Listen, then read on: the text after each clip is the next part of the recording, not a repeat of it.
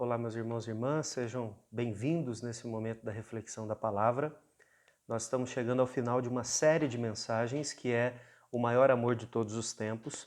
Nós falamos sobre o sacrifício de Jesus, a entrega dele na cruz por cada um de nós, as consequências disso. E hoje, para fechar essa reflexão, eu quero falar sobre vivendo pela cruz, vivendo sob a luz da cruz, né?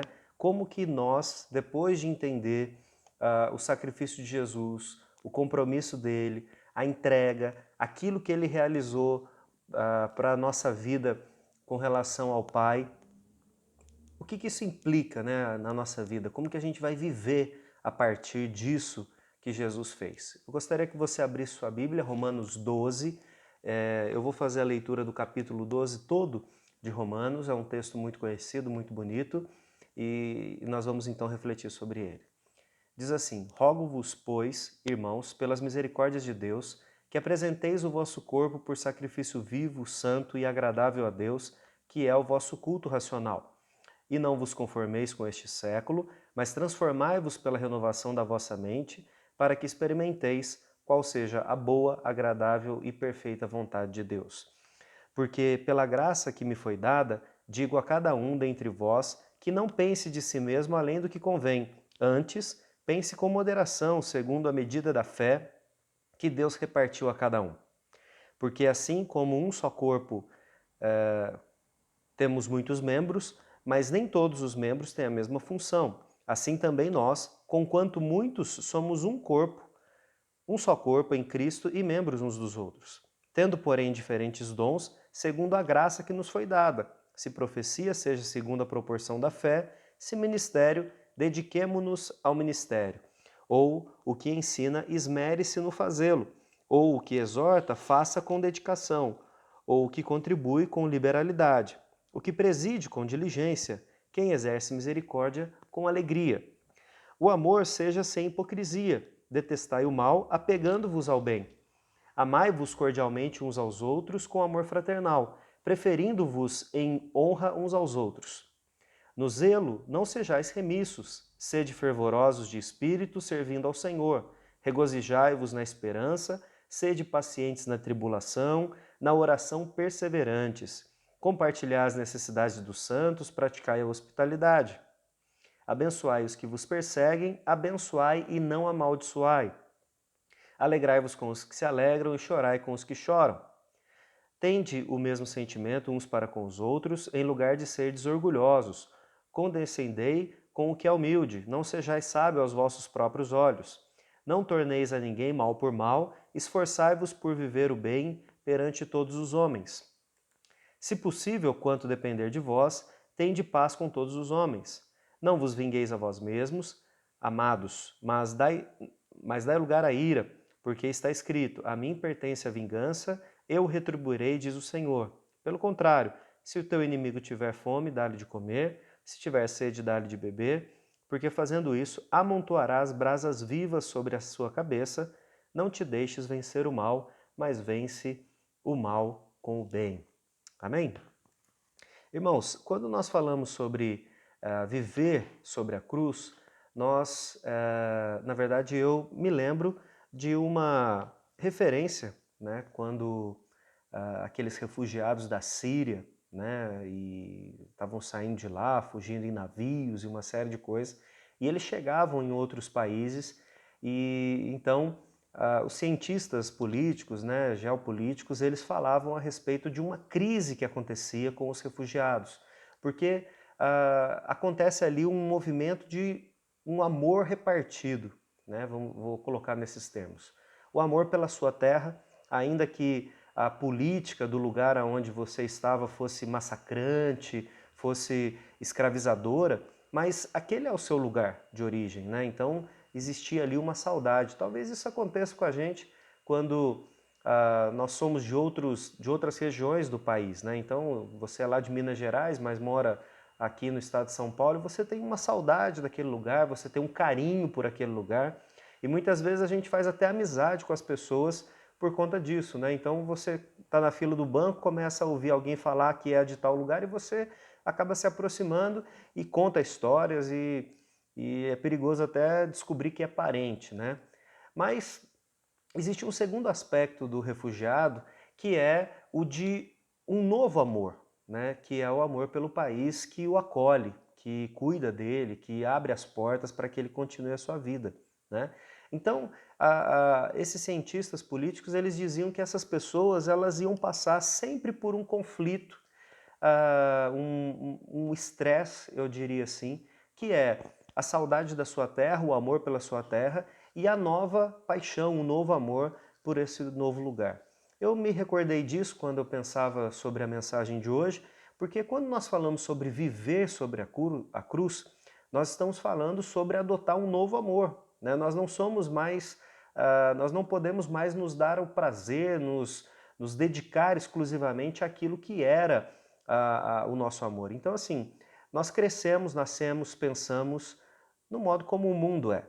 Então, nós somos egoístas, nós somos invejosos, nós somos avarentos, nós somos egoístas, né? Nós queremos as coisas para nós e essa é a nossa natureza. Mas a partir do momento que nós entramos, somos convidados por Jesus para estar nesse novo país, né? Para estar nesse novo mundo, para viver sobre a ótica dele agora, nós precisamos adotar um novo amor, outros valores, outros pensamentos, e isso pode gerar, de certa forma, um conflito também em nós, porque nós sabemos que é melhor para nós esse novo lugar, mas nós ainda temos uma lembrança muito viva daquilo que ficou, né?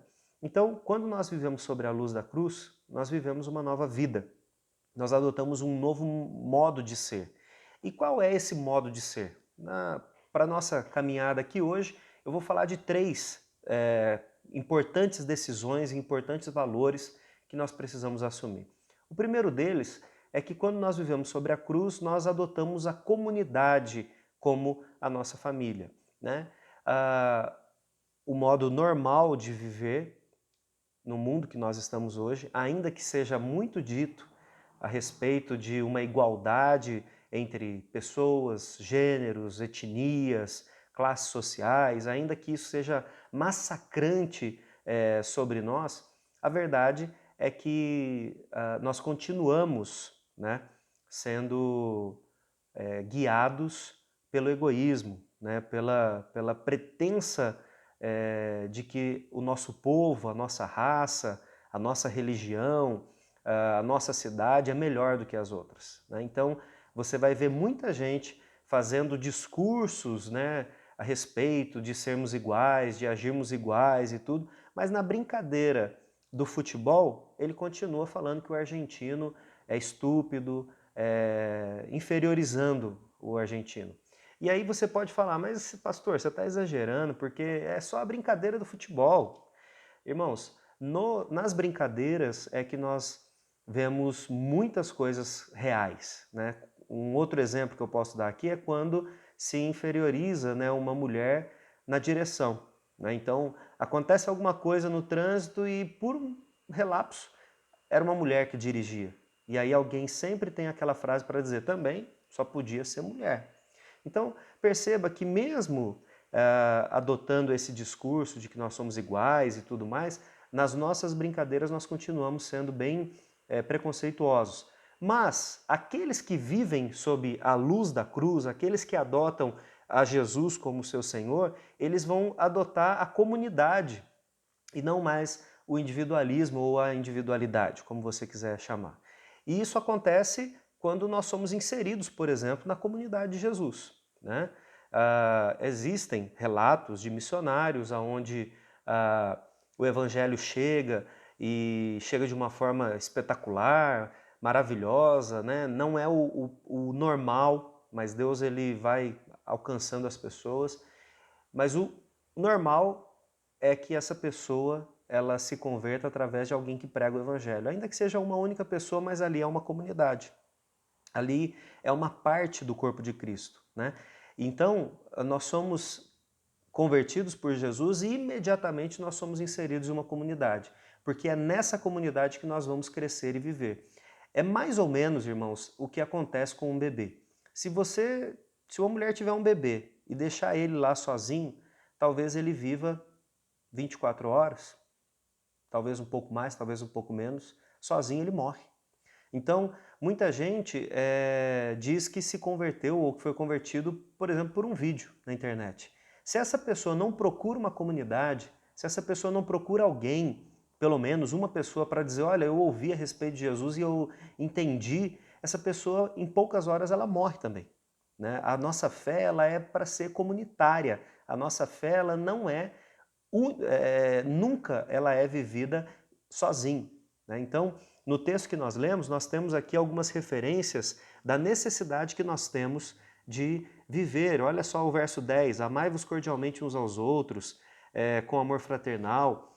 Alguns mandamentos, né, mútuos aqui, quanto ao zelo, quanto a compartilhar as necessidades, quanto a viver junto com aqueles que estão sofrendo, mas principalmente eu quero chamar a atenção para o que diz do verso 3 ao verso 8, com relação aos dons espirituais e a essa relação que acontece na igreja. Então, aqui o apóstolo Paulo vai dizer no versículo 4 que a gente é um corpo só, mas que nós somos partes desse corpo. Então, para que esse corpo se movimente, para que ele funcione adequadamente, é necessário que a gente esteja ligado uns aos outros. Né? Perceba que duas coisas, né, os dois, na verdade, mandamentos, assim, ordens de Jesus, sacramentos de Jesus, que é o batismo e a Santa Ceia, não podem ser realizados isoladamente. Né? Ainda que nos tempos que nós estamos vivendo, por incrível que pareça, irmãos, tem gente fazendo batismo online, né? Então o pastor finge que joga água daqui, a pessoa se molha lá do outro lado da tela. Alguns estão fazendo a ceia online, e aí a gente poderia entrar nessa discussão, mas não é o momento. A questão que eu quero dizer é que o sacramento, aquelas duas coisas que Jesus mandou que nós façamos, nós precisamos fazer em comunidade, porque o batismo é a inserção na comunidade.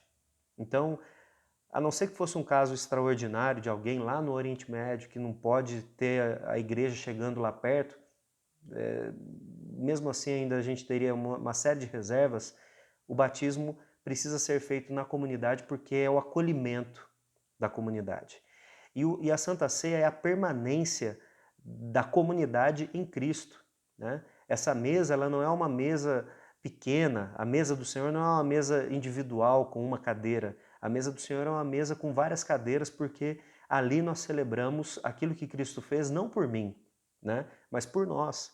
E eu vejo que é interessante que as pessoas elas vão adotando aquilo que é bíblico, mas vão transformando para satisfazer o seu próprio coração, né?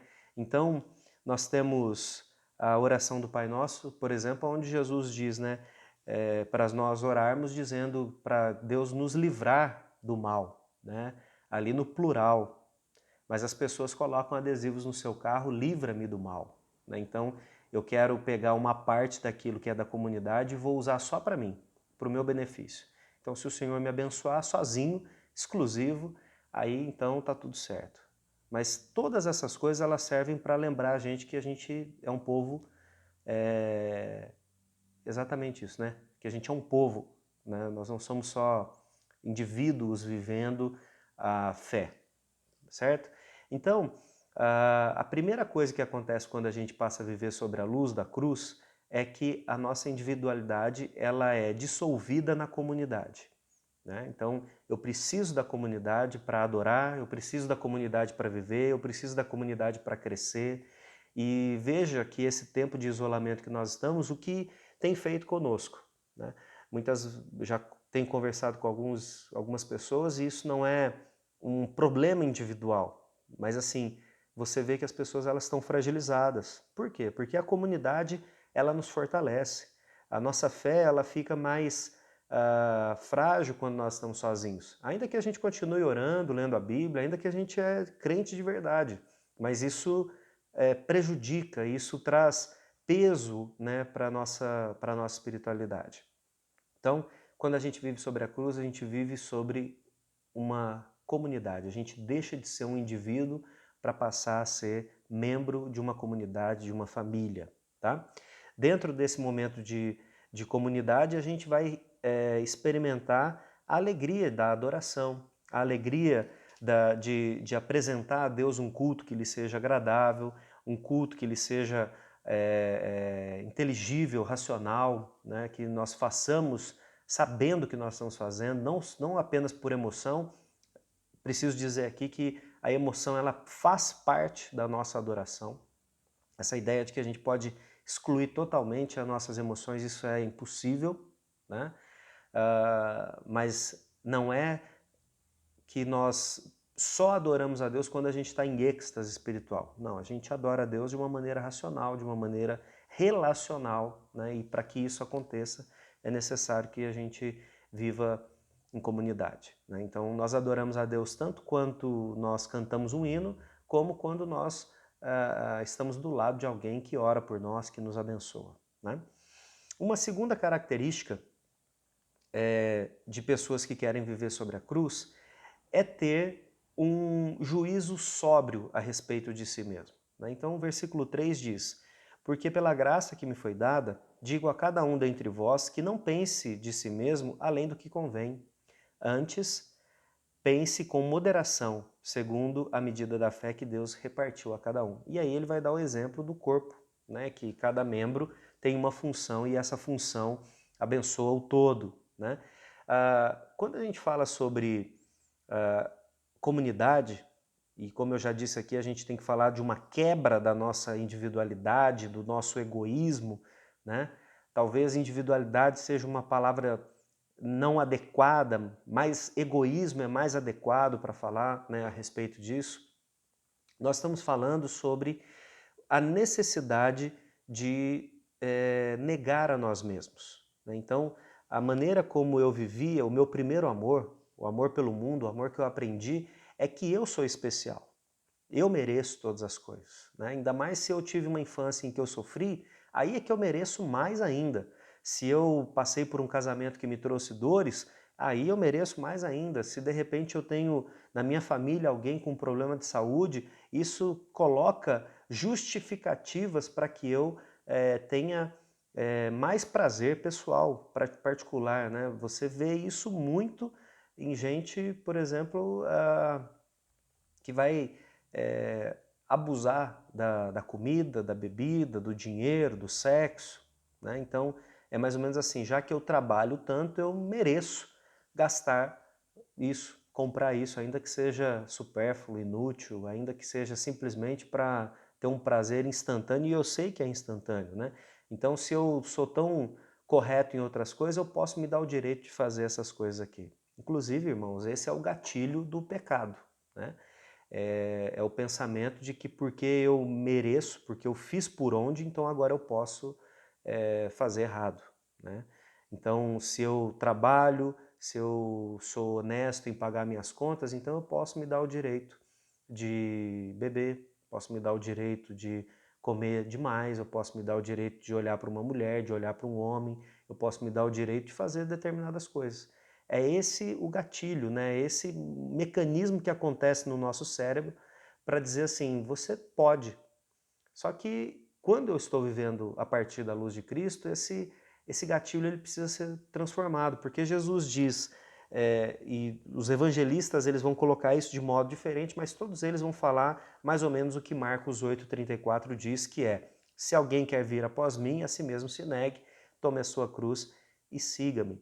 Então, viver sobre a cruz significa encarar de frente quem eu sou, lidar com o meu egoísmo, lidar com os meus pecados, lidar com esses mecanismos que eu tenho de compensação, de satisfação, para que aí sim eu possa ser útil na comunidade, né? Eu gosto, já falei outras vezes, de um pastor alemão, né, que viveu na época da Segunda Guerra, Dietrich Bonhoeffer, e ele tem uma frase muito forte, na minha opinião. Ele fala assim: Cristo, quando chama uma pessoa, o chama para morrer. Isso dói para nós nos nossos dias, porque nós entendemos que nós somos chamados para Cristo para ser abençoados. Nós somos chamados para Cristo para poder ter uma arma secreta. Então, todas as vezes que eu passo por alguma situação, eu oro e Deus me responde. E se Ele não me responde, eu coloco Ele contra a parede. Então, irmãos, o evangelho que muitas vezes é pregado hoje é o evangelho da recompensa imediata, mas o evangelho da cruz não é o evangelho da recompensa imediata. O evangelho da Bíblia é o evangelho de adiar o prazer, né? Não é fingir que nós precisamos viver sempre nas mazelas, mas é entender que nesse mundo eu preciso romper com vários tipos de prazer e amor para glorificar a Cristo. Inclusive esse vai ser o meu testemunho, a forma como que eu vou demonstrar Cristo nesse mundo, né? Então perceba que quando Jesus ele fala que a gente precisa negar nós mesmos, tomar a cruz e seguir, ele não está falando que tomar a cruz é ter que lidar com os problemas, né? Muitas vezes a gente usa e ouve, né, essa expressão, meu marido é minha cruz, né? Meu filho é minha cruz. Jesus ele não está falando sobre isso. Quando Jesus fala sobre tomar a cruz, ele tem muito claro da perspectiva dele e de quem está junto com ele, de que tomar a cruz significa seguir o caminho da morte, né? A não ser algumas pessoas que ajudavam a carregar a cruz, todos os outros que carregavam a cruz, eles eram condenados, né? Então não havia essa possibilidade. Então, assumir a cruz de Cristo, né? Assumir as bênçãos que nós recebemos da cruz é também assumir o peso, eu vou dizer assim, a responsabilidade de mortificar a nossa carne diariamente. Então, se eu continuo vivendo no prazer, se eu continuo me dando o direito, justificando a mim mesmo dos meus pecados, eu estou errado. Eu preciso me encontrar com Cristo, e a gente faz isso através da oração, de uma maneira honesta e sincera, e tomar uma posição diferente da que a gente tem vivido até hoje, né? Quando a gente fala sobre isso, sobre assumir essa postura de morrer para nós mesmos, nós não estamos falando sobre o ser humano ter um valor pífio diante de Deus, né? Se o ser humano não tivesse valor, Jesus não teria morrido na cruz, né?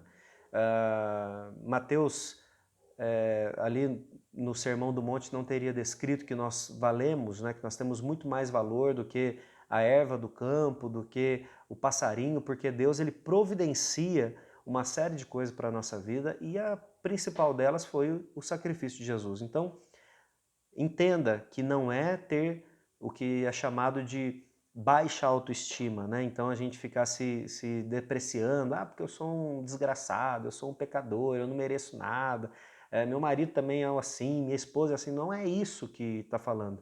O negar a si mesmo é entender que nós estaremos em constante conflito entre o que eu sei que Deus quer da minha vida e aquilo que eu tenho feito.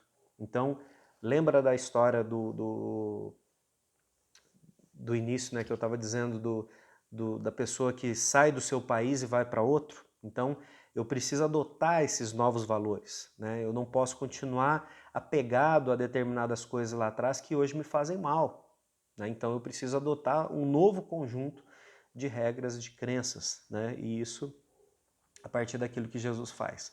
E aí você pode dizer, pastor, mas eu já faço isso há muito tempo, porque eu sou crente há muito tempo. Eu diria que aí é o momento em que a gente deveria ficar mais atento, irmãos, porque é comum, né, o cristão passar muito tempo e ele se esquecer de determinadas coisas e se acostumar com novos pecados, né, se acostumar com um estilo de vida que também não é agradável a Deus, mas que parece ser ou que a gente vai levando, como a gente diz por aí, empurrando com a barriga, né? Então, o segundo aspecto de viver sobre a cruz é esse mortificar da nossa carne e buscar a santidade, mas entendendo que nós temos valor para Deus, mas que nós não podemos nos dar, né, ao desfrute daquilo, porque nós acabamos voltando daquilo que Cristo nos tirou. E um terceiro aspecto é com relação ao nosso testemunho nesse mundo. E o texto que nós lemos aqui de Romanos 12, ele vai falar sobre a forma como nós vamos lidar com as outras pessoas. não seria muito difícil a gente raciocinar como a gente vai lidar com aqueles que nos amam, né? Então, se a pessoa nos ama, se a pessoa nos aprecia, é mais fácil a gente lidar com essa dinâmica, né? Agora, e com aqueles que nos odeiam, né? E aqueles que têm criado problemas para nós, aqueles que nos difamam, aquele que abusa, aquele que traz calúnias sobre nós. Então, o terceiro aspecto aqui é sobre essa questão do testemunho. Então, quando a gente vive sobre a cruz, quando a gente não vive sobre a cruz, nós resolvemos com a nossa própria mão, né? Então, a pessoa falou mal da gente, a gente retruca, a pessoa falou que a gente cometeu um ato errado, que é um fato, a gente apela para a desmoralização dela, né? Então, é mais ou menos assim, a pessoa fala, porque você agiu de forma desonesta com o dinheiro. E aí eu falo o quê? Mas você maltrata a sua esposa. Então, assim, é uma tentativa de desmoralizar a pessoa. Essa reação que muitas vezes nós temos é uma reação de defesa, né? É lógico, em primeiro momento, mas é assim que nós lidamos no mundo, né? Então, infelizmente, a gente vê nas redes sociais, principalmente hoje, essa mesma atitude em pessoas que se dizem cristãs, né? Em pessoas que dizem seguir a fé. Mas é porque é assim mesmo, a gente acaba reagindo assim e tal. Irmãos, você pode sempre apagar aquilo que você escreveu, você pode pedir perdão por aquilo que você disse, você pode se retratar. A questão é que muitas vezes a gente não vê isso, né? Então, você me diz, eu faço assim porque foi uma resposta natural. Eu concordo. Muitas vezes a gente é pego de surpresa e a nossa reação pode ser essa mesmo. Mas o segundo passo é você assumir a sua responsabilidade em dizer não, né? Me perdoa, eu falei o que eu não deveria, eu agi de uma forma que eu não deveria, então a gente precisa se retratar. A questão é que muitas vezes a gente não vê isso acontecer. E aí, o apóstolo Paulo ele vai falar sobre algumas formas, né, que a gente pode ter de lidar com o mal e que são muito importantes. A primeira delas, no versículo 9, ele fala, detestai o mal, apegando-vos ao bem, né? Então, a primeira coisa que o cristão deve fazer é se opor ao mal, né? A gente deve valorizar aquilo que é bom, mas a gente deve também se opor ao que é mal. Existe na nossa concepção cristã, principalmente aqui no nosso país, de que o cristão ele tem que ser obrigatoriamente pacifista, né? Então, isso significa o quê? Que a gente sempre vai fugir da briga, que a gente sempre vai fazer um esforço maior para que haja paz, para que ninguém discuta. Não é isso que o texto está dizendo. O mal, ele precisa ser punido. O mal precisa ser punido. O que Paulo está dizendo no versículo 9 é que a gente, como cristão, não pode adotar os mesmos métodos. Então a gente precisa detestar o mal e a gente precisa se apegar ao bem. Então o amor ele sempre busca o maior bem, né, dos outros. E isso significa então que a gente vai detestar o mal. Então me permita dar um exemplo assim, talvez um pouco polêmico, mas a respeito disso. Quando a gente fala sobre detestar o mal, e eu vou dar o exemplo aqui de uma agressão doméstica, a gente está falando sobre não apoiar o agressor, né? Detestar o mal significa que eu não vou pegar um pedaço de pau e vou lá resolver as coisas com a minha própria mão, porque eu estou usando o mesmo método, eu estou propagando o mal da mesma forma. Significa também que eu vou ter que cuidar dessa vítima, né? Então a gente vai ter que ter uma conversa séria sobre se ela é vítima mesmo, se isso não está sendo propagado por razões, enfim, ainda que violência nunca seja justificada, né? Principalmente a violência doméstica. O que eu quero dizer é que a gente não está sendo autorizado pela Bíblia a usar a nossa própria mão e ir lá e socar a pessoa que fez algo errado. A gente precisa detestar o mal. A gente não pode agir pelo mesmo padrão do mal, né? Eu preciso adotar um padrão que seja o positivo, o do bem. Para a gente ter um pouco mais de clareza disso, depois no versículo 17 diz, Não torneis a ninguém mal por mal, esforçando para fazer o bem. Então, assim, a pessoa fez o mal para mim, eu não vou retrucar na mesma moeda, né? Existe um aspecto que é absorver isso que aconteceu e lidar da forma correta, né? Então, eu não posso agir com retaliação, com vingança, mas eu preciso entender o que é que está acontecendo para que isso seja resolvido, tá? Então, as pessoas elas têm agido mal contra o cristão, eu preciso, em primeiro momento, analisar se o que está sendo dito é verdade ou não. Então, se for verdade, eu preciso, mais uma vez, assumir a responsabilidade. Se não é, eu preciso, então, tomar as medidas que são necessárias e cabíveis para que essa solução seja resolvida, para que essa situação seja resolvida, né? Depois, o versículo 21 vai dizer: não deixes vencer do mal, mas vence o mal com o bem. Mais uma vez, existe uma tendência nossa a agir da maneira automática. A pessoa me fez mal, eu vou lá e trago para ela a mesma coisa que ela fez contra mim.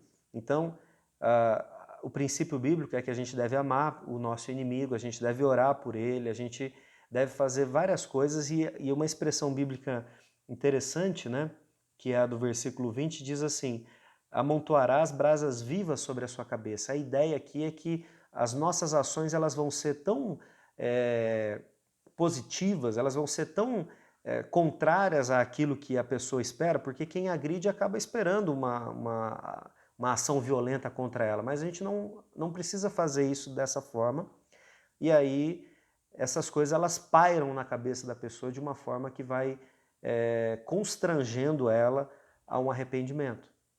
E por fim, o capítulo 13 inteiro vai falar sobre como o Estado, né, o governo, ele tem a função dada por Deus para corrigir as pessoas. Então veja, quando a gente fala sobre estar sobre a luz de Cristo e sobre o nosso testemunho no mundo, a gente vai falar sobre não agir como as pessoas estão agindo. Elas caluniam, elas inventam histórias, elas agridem, elas são maldosas. Isso tudo é verdade. Eu vou fazer a mesma coisa que elas? Não. Mas eu vou deixar tudo isso passar sem fazer nada? Também não. Por quê? Porque existe uma forma positiva de corrigir as coisas. Então eu vou voltar no exemplo da agressão doméstica. Quando acontece a agressão doméstica, o nosso papel como cristãos é dar o apoio para essa mulher, porque normalmente quem é a vítima é a mulher.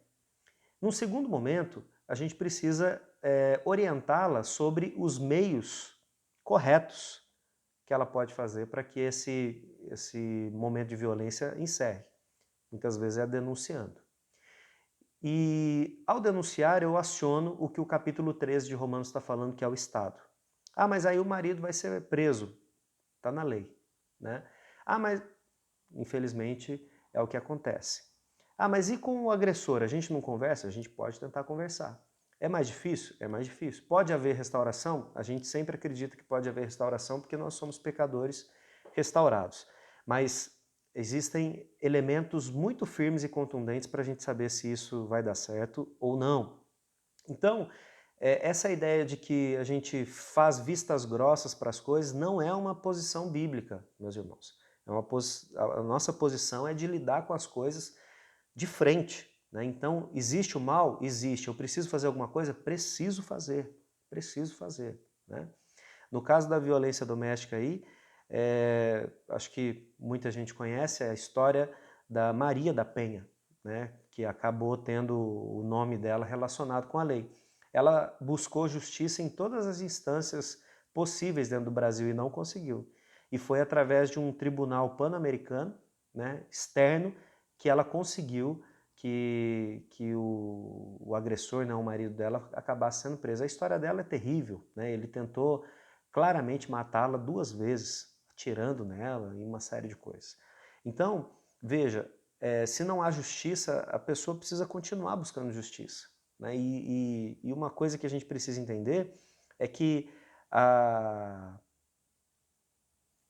justiça cristã, ela sempre vai exigir essa coragem da nossa parte, principalmente como igreja.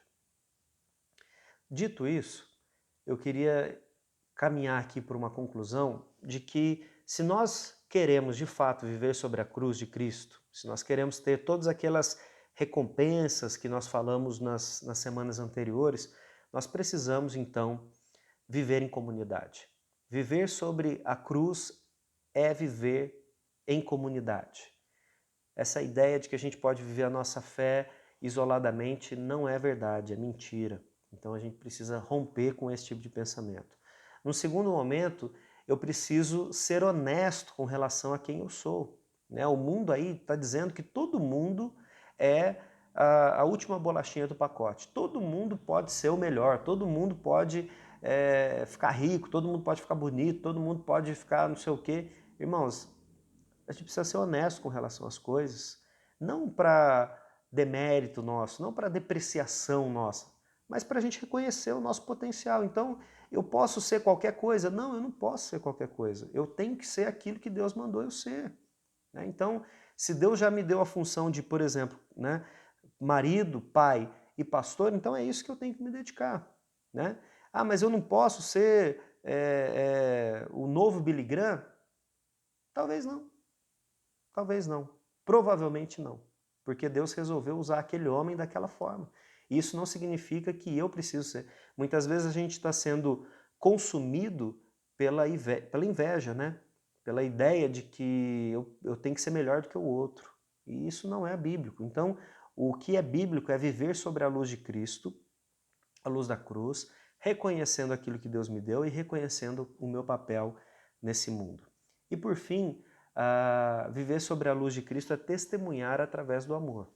Então, eu amo de maneira correta, né? E talvez essa parte do amor seja um pouco melhor, mas o mês que vem a gente vai falar bastante sobre o que significa amar, mas especialmente com relação aos meus inimigos e ao mal, eu preciso me posicionar. Eu preciso me posicionar. Ah, mas Jesus ele foi pacífico porque era uma necessidade. Né? Na verdade, o maior brado, né, de justiça que poderia ser feito foi exatamente o silêncio de Jesus. No momento em que ele se cala, ele assume a postura do cordeiro mudo que é entregue em favor daqueles que são pecadores. Então, na hora que Jesus faz isso, ele está, na verdade, sendo o maior revolucionário da história. Porque o normal era alguém dizer, ah, mas eles são pecadores mesmo, eles merecem. Então Jesus está invertendo completamente a ordem. Mas isso não significa que eu e você, como cristãos, precisamos nos calar todas as vezes. Ser pacifista, trazer paz para o ambiente onde a gente está, é extremamente necessário. Entender o mal e agir contra o mal é extremamente necessário também. Agora, existem formas para serem feitas. Né? Então, existe o capítulo 13 todo de Romanos dizendo da relação com o Estado, existe a forma da administração eclesiástica, né? Por exemplo, Mateus 18, a gente não finge que as coisas não acontecem, a gente trata com elas de frente. Então, irmãos, eu espero que você, nesse mês, onde nós falamos sobre a cruz de Cristo, tenha se encontrado nessa cruz. Porque se você não se encontrou, qualquer ensino, qualquer continuidade daqui para frente fica muito difícil. Eu e você precisamos nos ver ali na cruz de Cristo. Eu e você precisamos nos encontrar naquilo que Jesus fez e, mais do que isso, desfrutar dessas coisas. Então eu espero que a cruz de Cristo sempre esteja como orientação, como direção para você e que você desfrute plenamente das bênçãos de Jesus. Que Deus abençoe você, que a graça de Jesus, o amor de Deus nosso Pai e a comunhão do Espírito esteja sobre cada um de nós hoje e até que o nosso Senhor volte. Amém.